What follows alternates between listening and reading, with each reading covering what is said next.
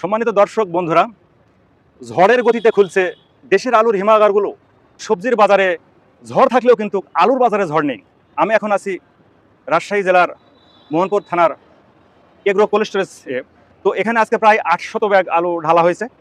তো আলুগুলো কী দামে বিক্রয় হলো এবং স্টোরের ভাড়া কী যাচ্ছে, বাজারে কেমন চাহিদা, আলু ব্যবসায়ী ভাইদের সঙ্গে কথা বলে সঠিক তথ্যটা আপনাদের সামনে তুলে ধরার চেষ্টা করতেছি। আসসালামু আলাইকুম। ওয়ালাইকুম আসসালাম। ভাই, আলু ঢাললেন আজকে? হ্যাঁ, আজকে আলু ঢালেছিলাম প্রায় 750 বস্তা আমি নিজে 750 বস্তা ঢালিছেন না? হ্যাঁ। তো খুব ভালো লাগলো আর কি। আমার জানা মতে এই স্টোরে এইবার বছরের শুরুতেই মানে প্রথম দিনে এত আলু এই স্টোরেই পড়েছে এইবার। তো বাজারটা তো একটু ঢিল মনে হচ্ছে। অনেক কম বাজার। তো আসলে বাজার কম হওয়াতে এই লস দিয়েই হয়তো আপনাকে আলুটা সেল করতে হচ্ছে। তো আসলে আলুর বাজারটা কেন কম এবং এই কম বাজারে কেন আপনি আলু ঢাললেন, যদি কিছু ব্যাখ্যা করেন। আমরা হচ্ছে কৃষক মানুষ, আমাদের ফসল হচ্ছে মানে অর্থকারী ফসল হচ্ছে আলু।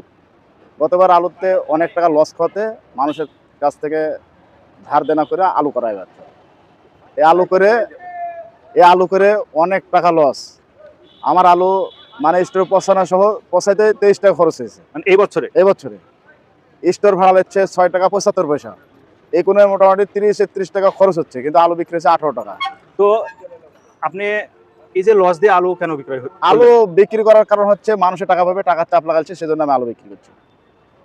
সব শেষ ভাই, সব শেষ। আলুতে মানে সব শেষ করে দিয়েছে কৃষকের। হ্যাঁ, তো আলুর বাজার যখন বৃদ্ধি পায় হ্যাঁ, তখন আপনার বিভিন্ন মহল, আপনার সাংবাদিক মহল, মিডিয়া, আপনার ভ্রাম্যমান সবাই আসে, কিন্তু এখন কি আপনাদের পাশে কেউ আছে? এখন ভাই কেউ নাই ভাই। যখন বাড়তি হয়েছিল আলু বাজার 2024 সালে 50-60 টাকা আলু লাগাতে মানে সরকার মহল থেকে সাংবাদিক বা ভোক্তা অধিকার সবাই এসে তার মধ্যে তাই এসে অনেক প্রেশার, আলুর দাম কমান, আলুর দাম এই হলো, এত বাড়তে হলো কেন, আলুর এত লাভ করছেন কেন। মানে যখন বাড়তে হয় তখন সরকার চোখ পড়ে, কিন্তু যখন আলুর নিম্ন গতি চলে যায় সোনার সরকার সেই জায়গায় চোখ পড়ে না। কৃষক যে এত মার খাচ্ছে, আলুতে বিগত বছরগুলোতে কোনোদিনই লাভ হয়নি, তারপরে মানুষ আলু করে সামথিং কিছু লাভ করে। কিন্তু 24 সালে যে অনেক টাকা লাভ করে দিয়ে গেছে, তার জন্য সরকার অনেক মানে রেট বাঁধিয়ে দিয়ে গেছে, কিন্তু সে রেটে তো আলু বিক্রি হয় না, হয়তো ঊর্ধ্বদামে বিক্রি হয়েছে। কিন্তু যদি সরকার মনে করে যে কৃষকে লাভ করাবো, কৃষকে লস করাবো না, সরকার যদি ইচ্ছা করে একটা নির্ধারিত দাম বাঁধিয়ে দিতে পারে। তো সরকার কি কি পদক্ষেপ নিতে পারে? সরকার একটা কাঁচা মাল যেহেতু আলু একটা রেট বাঁধিয়ে দিলে যে কৃষক মানে কৃষকের যদি 20 টাকা খরচ হয় 25 টাকা রেট যদি দেয়, কৃষক কোনো কথা বলবে না। 25 টাকা সামথিং লাভে কৃষক আলু বিক্রি করে সন্তুষ্ট করবে। কিন্তু আজ 25 টাকা না দেয়, আজকে 10 টাকা 12 টাকা যদি আলু বিক্রি হয়, তাহলে তো কৃষক মরে শেষ, কৃষক ওই কাজে অগ্রসর হবে না। মানে আবাদ পানি করতে কৃষক আর অগ্রসর হবে না। আবার ওই যখন অগ্রসর হবে না, তখন এই সরকারকে আবার ওই 60-65 টাকা আলু হয়তো দাম আবার গুনতে হতে পারে। কারণ কৃষক তো যে বছর লাভ করে, পরবর্তী যে বছরগুলো 2 বছর করলো, 2 বছরে একবারে বিশাল লস, মানে সুদ আসল যা ছিল সম্পূর্ণ শেষ। গত বছরেও লস হয়েছে, এবছরেও লস। এবছরও লস, মানে কৃষকের কাছে যা অর্থ ছিল, মানে আসল এবং হলো লাভ অংশ দুটোই শেষ, কোনোটাই নাই। তো কৃষক এখন চলতে গেলে জমি বিক্রি করে চলতে হবে। তো এই প্রক্রিয়া যদি চলতে থাকে আর সরকার যদি কোনো পদক্ষেপ না নেয়, তাহলে তো দেখা যাবে যে সামনে হয়তো কৃষক ভাইয়েরা মুখ ফিরিয়ে নেবে আলু চাষ থেকে। তো দেখা যাবে যে সেই ক্ষেত্রে কোনো একটা অঘটন ঘটতে পারে। অবশ্যই ঘটতে পারে, কারণ যখন দেশে আমদানি কম হবে তখন তো সেদিনের দাম বাড়বেই, সরকার তখন আর ঠেকাতে পারবে না।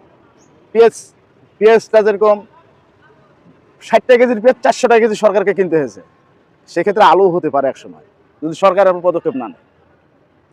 সরকারের উচিত হবে আলুর উপর পদক্ষেপ নেওয়া। স্টোর ভাড়াগুলা স্টোরের আমরা বিগত বছরগুলো আলু করেছি, সে 96 সাল থেকে আলু করে যাচ্ছে। আমরা তখন আলু করেছি সর্বপ্রথম স্টোরের ভাড়া দিয়েছে 80 টাকা, 80 টাকা থেকে 120 টাকা, 120 টাকা 150 টাকা, 60 টাকা, 180 টাকা, 250 টাকা। এক ইয়েতেই 24 সাল থেকে করে ফেল দিল স্টোর মালিকরা 6 টাকা মানে কেজি আসছে, তা হলো কম্পিউটার কেজি। স্টোর ওজন দিচ্ছে 70 কেজি, আমরা আলু এসে ওজনে পাচ্ছি 65 কেজি 64 কেজি। তো আপনার এই যে স্টোরে ভাড়া বেশি, তো এখন কৃষক ভাইদের তো উচিত হয়তো শান্তিপূর্ণ কোনো কর্মসূচির মাধ্যমে ভাড়া কমানোর জন্য উদ্যোগ নেওয়া। শান্তিপূর্ণ কর্মসূচি আমরা অনেক করেছি, কিন্তু সরকার আমাদের পক্ষে কোনো কাজই করে না। সরকার আমাদের পক্ষে কোনো কাজ করে না। সরকার উচিত প্রত্যেকটা স্টোর মালিকদেরকে নিয়ে যে আমাদের কৃষক অনেক লস খেয়েছে, আপনারা আপনারা ভাড়া কমান। ওরা তো হলো রাঘব বোয়াল, বোয়াল মানে আমরা লেনে দিচ্ছি, ওরা বিনু। খাচ্ছে। হ্যাঁ, ওরা খাচ্ছে। এই 60 টাকা কেজিতে ভাড়া, 60 টাকা কেজিতে ভাড়া মানে কৃষকের উপর একবারে অনেকটাই প্রেশার। অনেকটাই চাপাই দেওয়া। আমার উৎপাদন খরচ যদি 9 টাকা হয়, তাহলে 60 টাকা যদি ভাড়া হয়, তাহলে 17 টাকা 16 টাকা চলে যাচ্ছে।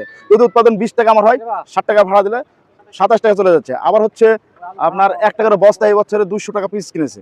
200 টাকা পিস মানে পার কেজিতে 3 টাকা কেজি বস্তাতে ভাড়া পড়ে গেছে, বেশি হয়ে গেছে। কৃষক কোথাও যে মানে শান্তি পাচ্ছে না। কৃষক মানে কৃষকের অবস্থা খুবই নাজেহাল, মানে খুব খারাপ। কৃষক কোনো দিক লড়াচড়া করে শান্তি পাচ্ছে আমাদের না। রাজশাহীর মন্ত্রী মিনু সাহেব যদি এদিকে চোখ দেয়, তাহলে আমরা 22 কৃষক, তাছাড়া আমার বাঁচার বুদ্ধি নাই ভাই। ভূমিমন্ত্রী আমার ভূমিমন্ত্রী মেনু যদি সাহেব তাকায়, যদি আমাদের এই স্টোরগুলোর সঙ্গে কথা বলে, মালিকদের সঙ্গে কথা বলে যে আমার ভাড়াটার রেটটা কমায়, তাও আচ্ছা, কৃষকটা কোনো ব্যাপার না। কিছুটা লাভবান হলেও হতে পারে। তো আজকে আমার সঙ্গে সময় দেওয়ার জন্য আপনাদের হয়তো একটু লস হলো, একটু কষ্ট পেলেন। তো মনের দিক থেকেও আমাকেও ভালো লাগতেছে যে আপনাদের কাছ থেকে একটা ভালো একটা মতামত পাইলাম। তো সম্মানিত দর্শক শ্রোতাবিন্দু, তো ধন্যবাদ, সকলেই ভালো থাকেন।